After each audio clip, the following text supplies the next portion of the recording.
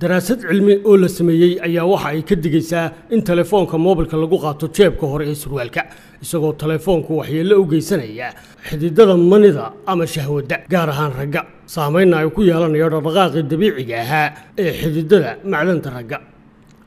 ilaa 22 baaritaan oo lagu sameeyay shucaaca ka soo baxa telefoonada casriga ee gacanta iyo in muddo dheer la dhigo meel u dhow xubnaha jidhka ragga ka mid ah ee taranka ka wada shaqeeya ayaa culimadii daraasadda gacanta ku haysay waxay soo saareen natiijo odhanaysa in shucaaca ka soo baxaya telefoonka jeebka ku jira uu hoos u dhigayo xaddiga manida ama shahwada ee jidhka ku jira isagoo soo jiidanaya dheecaanka DNA-da ee gaarka u ah manida ragga baarayaashu waxay heleen cadeymo isa soo taraya oo muujinaya kaalinta suuragalka ah ee ay mawjadaha radioactive-ka ee qaybta ka ah shucaaca elektroonikada ah ee ka imanaya telefoonka jeebka surwaalka ku jira ay ka qaadan karaan inay hoos u dhacdo hamadda raggu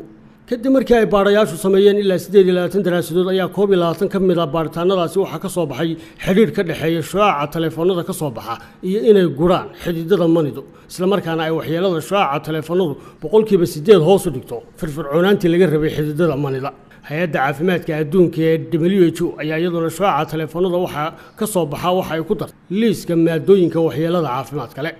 waana arrin kor u sii xaqiijinaysa sida ay suuragalka u tahay in telefoonada gacantu ay saameyn xun ku leeyihiin jidhkeenna waxaana looga digay raggu inay telefoonadooda gacanta dhigaan meel u dhow xubnahooda taranka